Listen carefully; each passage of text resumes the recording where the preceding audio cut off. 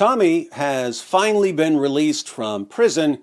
He walked out after 7 months in solitary confinement wearing a cross and a rosary, leading to some interesting questions. Now, on the issue of solitary confinement, I can speak from some experience here since I've been to prison. I was in solitary a few times in jail, not because I was being punished, but because of mental health issues. And I can say that after you've been in isolation for a while, you start acting weird. I don't know exactly why this happens. I'll give you my theory. Some of you with a background in psychology or neuroscience can share your thoughts in the comments. My theory is that when you're regularly interacting and communicating with other people, a certain part of your brain is active. But when you're not interacting and communicating with other people, that part of your brain isn't active. And if you spend enough time in isolation, that part of your brain atrophies like a muscle that doesn't get used. In other words, imagine staying in bed and not moving for 7 months and then getting out of bed and trying to walk around. Not going to be easy because you haven't been using your muscles. I think something similar to that goes on with your brain. You haven't been using part of your brain, so it doesn't work as well when you start interacting with people again. If anyone knows what's really going on, please explain. So, knowing that solitary makes people act weird, I was expecting Tommy to be pretty messed up after 7 months in a cell by himself, especially since he looked really messed up when he got out of prison in 2018. When he got out of prison in 2018, he looked and sounded and acted like he had PTSD. And in a new interview, right after he got out of prison a few days ago, he talks about getting out of prison in 2018 and having to adjust to normal life after spending a couple of months in isolation. And do you know what? I was happy even in there. Whilst I knew, I was panicked because I knew the long-term effect of solitary confinement. I remember last time I was in prison. I remember the problems I had when I was released. So constantly I was concerned for that. It's probably going to take me a little while to readjust anyway. I remember last time I had problems. I felt weird going back to my house. Sure. I would rather physically fight every day, than have you be able to mentally destroy me. Yeah. Now, I figured that if Tommy looked like he had PTSD in 2018 after spending 2 months in a cell, he was obviously going to look significantly worse this year after spending 7 months in a cell. But apart from sporting a hobo beard and looking like the guy who always hits me up for change at the gas station, he sounded exactly like Tommy. 16 years ago, when I first started speaking out against Islamic gangs that were plaguing this country, from that point on, I faced relentless attacks from the British state, wielding lawfare as a weapon in order to silence me. Since the start of my activism in 2009, police raids, court cases, lawfare has been waged against anyone who has challenged the globalist narratives, challenged open border, challenged mass immigration. You've seen in my film how they silence people, NDAs, bullying, intimidation, scare tactics, and even attempts at prison. There is a war being waged on Britain, and it's being waged by our leaders, and it's a war against free speech. Our weapon is free speech. They can't allow it. We want to hold a free speech festival in London as a show of defiance. It's going to be a festival of free speech. It's going to be a day of celebration. And the mass awakening has happened. It continues to happen. We put the fear of God into them when they saw the way we united this country. When we united people from everywhere to come together. The 13th of September is going to be the biggest day. Make your plans. There's no excuses. Since I was expecting him to sound at least somewhat insane after 7 months in isolation, but he didn't at all, I came up with 2 theories. One, he received a ton of letters and cards while he was in prison. He came out with entire cartloads of mail.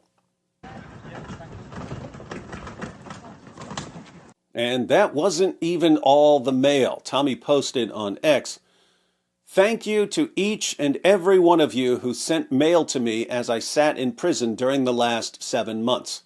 As you can see, there was a lot. These trolley loads were just what was left. 8 sacks had already been sent out. Yet I read every single word, and it means more than you'll ever know. Laughing, crying, learning, the support of you, the people, helped me through the darkest days. Thank you." Hats off to everyone who sent him cards and letters. Seems like it played a huge role in helping him maintain his sanity. My second theory about how he handled these 7 months in isolation so much better than he handled 2 months in isolation back in 2018 had something to do with the cross he came out wearing. We'll discuss that after a brief word from this video's sponsor. Suppose you get out of prison after spending 7 months in solitary confinement. Getting things in the mail and reading the Bible have somehow kept you from losing your mind. But you need to adjust back to life in the outside world. What do? Don't worry, Artza has you covered. Since you love getting things in the mail, imagine getting a box full of hand-picked treasures from the places where Jesus walked. Items from Jerusalem and Nazareth and Bethlehem delivered to your door. I'm talking about getting an Artza box. Every Artza box connects you with the Bible and is filled with items that will bless your home. And by signing up, you'll be supporting the local Christian and Jewish families and businesses and charities that create them. You get candles, Israeli spice mixes, olive wood carvings, mosaic art, decorations, cosmetics, candy, games, all kinds of things. And the recipes in the booklet will help you forget all about the gruel sandwiches and gruel omelets you've been eating in prison. Artza boxes are fun to open with your family, and they make great gifts. There's a new box every season, 4 new boxes every year. So, join Artza and bring the Holy Land into your home, 1 season at a time. The link is in the description.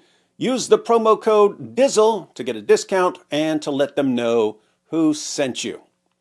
Now, back to the cross hanging from Tommy's neck.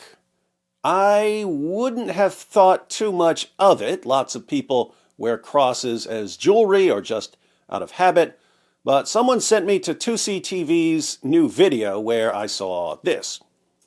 A lot of people have already heard the news anyway, but one of the good things that happened during this evil torture treatment that he went through, apart from all the bad things that happened to him, including that crazy beard, is his full conversion to Christianity. That's interesting. For years, I thought that Tommy was an atheist or an agnostic. I don't recall where I got that idea, but that's what I thought. So, when someone brought up Tommy's cross during a recent live stream, I asked people in the chat about what Tommy believed, and most people said he was an atheist. But I can't think of where I got that idea, so let me know if there's some video or interview where Tommy shared his beliefs. But whatever Tommy believed in the past, he did come out of prison wearing a cross. And Mahir Tusi says that Tommy became a Christian in prison. I don't know if Tusi just saw Tommy's cross and rosary and jumped to a conclusion, but Tusi knows Tommy, so he probably knows what he's talking about. Why could this be important news? Well, many of us are convinced that the only hope for the UK and the only hope for Europe is some sort of revival. I've been saying for a while that 2025 is a really good year for a really big change. Apostasy rates in Islam have been skyrocketing, and the new atheism has lost its momentum. Young people are abandoning atheism, and church attendance is increasing. Some people think it's too late for Europe, and you can look around and see why they think that. But you should also look at the signs of a spiritual and moral awakening. And there are signs everywhere. That's about all I know from the videos that came out over the past few days. If you've heard something else, or if you've seen something I've missed, please share it in the comments.